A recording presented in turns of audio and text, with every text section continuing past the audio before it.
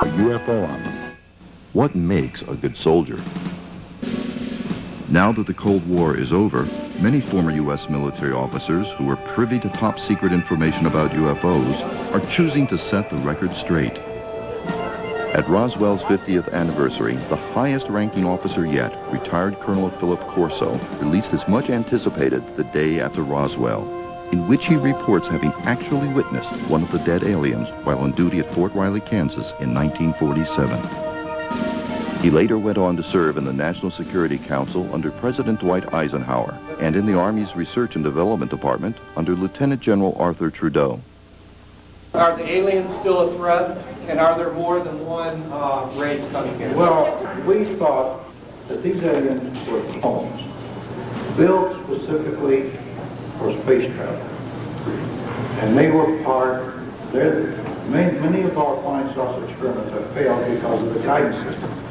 We felt they were the guidance system. They were part of the instrument.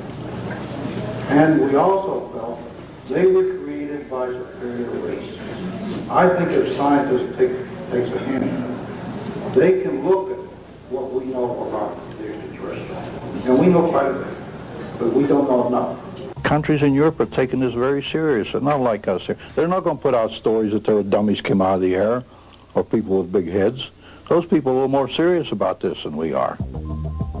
Retired Colonel Philip J. Corso, a member of President Eisenhower's National Security Council and former head of the Foreign Technology Desk at the U.S. Army's Research and Development Department, recently came forward to reveal that he led a double life while in the military. On the outside, he researched and evaluated weapon systems for the Army, while deep inside the Pentagon, in his memoir, The Day After Roswell, he was responsible for the Army's most deeply guarded secret, the Roswell files. I had the evidence that a crash did happen here. Stalin gave orders to get this information that came out of Roswell to some of his top scientists and agents. That order went out. And we knew that in the special intelligence that I was in the Pentagon, which was very closely held. KGB trying to penetrate that, but they never did. According to Corso, the military seeded the industrial complex with components discovered in the wreckage near Roswell. He says that ultimately, these gave rise to today's integrated circuit chips, fiber optics, lasers, and stealth technology. The retired colonel recently made an appearance at the 50th anniversary of the Roswell incident, and when asked about criticism from skeptics, he responded. I asked him this, were you there with me? Were you part of this? Were you cleared? Did you have the clearances? They can't answer those questions. All they do is criticize with no evidence. The message in my book that I like to see is that the younger generation look at this and see what we did and see the help we got from outer space, and these beings exist. Give us information to the young people of the world in this country. They want to hear it. They want it. Give it to them. Don't hide it and tell lies and make stories. They're not stupid. It's their information. It doesn't belong to the Army or the Department of Defense. It's theirs. If it's classified, take the classification off and give it to them. Go. Go. Econ. Launch commit. Go.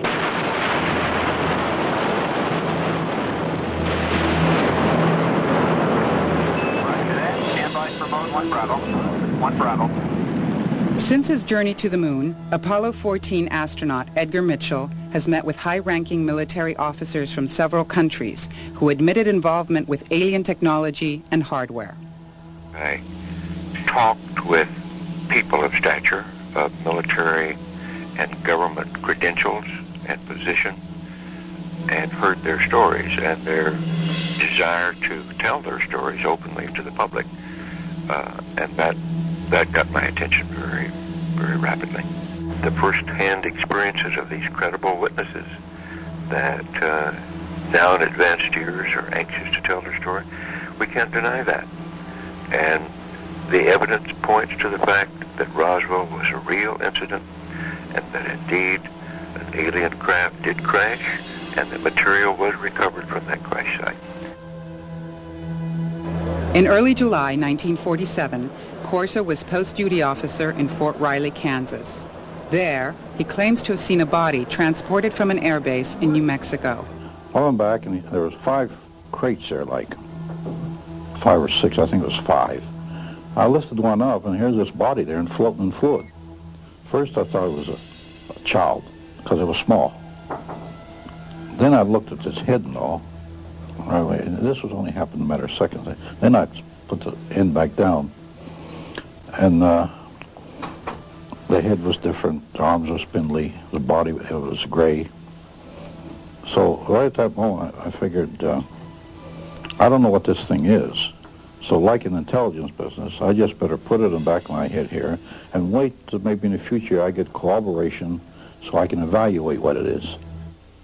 This is kind of a closed session here, if you will. So, Colonel Corso, if you'd like to step up, sir? Yes, sir. This might be best, sir. This is Bill Burns, my co-author. Well, just the first thing I want to say, I was asked if I had anything to say. The book, we tried to write it as a truth as I lived it and saw it. I was very proud to say I commanded a combat battalion. I had 1,500 soldiers. Average age was 19 and a half. Those boys didn't panic. They fought the greatest armies the world has ever seen and defeated them and destroyed them. Those boys didn't panic. And the young people today are not going to panic. Let's tell them the truth. They want to hear it. They keep asking me, tell us the truth. Of course, for many years I couldn't talk. My own family, my son sitting back there, he criticized me. He said, 35 years you waited. He didn't say anything. That's right. I had an oath with the general until he died that I couldn't speak. And we had an oath among ourselves that we were going to talk about this. We succeeded in our mission. We failed in some objects, some things we were doing, but we succeeded in quite a bit. So about 3 years ago when the general died, my 3 little grandsons who were sitting back there, they came to me and they said, Granddad, what did you do during the war? So I figured, well, if nothing else, I'd better start writing and leave these little boys a legacy. Because I'm 82 years old now. And I started to write, and from that, this evolved. Because this is what the people and the young people want to hear. And I wrote this within mind, tell it to them. They're the ones who are going to carry on after us. They want to know. And I'll tell you, there's other people who couldn't come forward. I've had phone calls already from friends of mine. But they will, at the right time, they'll start to talk. I had a lieutenant general friend of mine, we were colonels together. He called me and he said, Phil, I know when you headed the team on the line in Adams in the Nevels, and you had German scientists, I know all about that. And he knows about it. So people are going to come forward to start confronting it now that it's out. One interview yesterday, I was told that somebody called me a kook. So, well, I expected that. But I'll tell you one thing.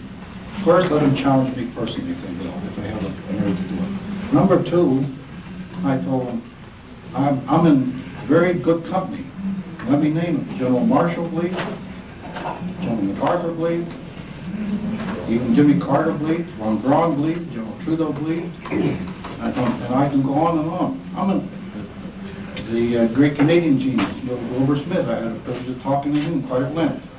He died in 1962 of cancer. He knew all of them. And I told him, these people, I'm in good company. If these are all kooks, that's a company I want to stay in. Because these are reliable, good people who knew what they were doing. And that's part of the story of why this was done and why I wrote this. Now, if you don't have questions, I'll be glad to take questions. Yeah. Did you have any pressure from anyone in the military or government not to publish this book? No, not at all. In fact, I welcome pressure from nobody. Colonel, what was the reasoning and what is the maintained reasoning behind the government attitude toward keeping this a secret? Tell you the truth, I can't figure this out. I was on the White House staff. I was on the high station months. Why they do things like this, I don't know. I don't criticize the Air Force. I fought with them in Korea. I have a lot of friends in the Air Force. Why they hire us, make these decisions, and put out this is the public should know this. Why is there such a fear for disclosure by other military personnel? I'm just, the gentleman, I don't know. Now, for security, in here is an appendix on Project Horizon. We did Project Horizon in 1959, is putting a military colony on the moon. Some of the best minds in the country worked on this. Von Braun and his German scientists worked on this. This was classified. It was secret. I declassified it under General Trudeau's authority. But when I started to write the book,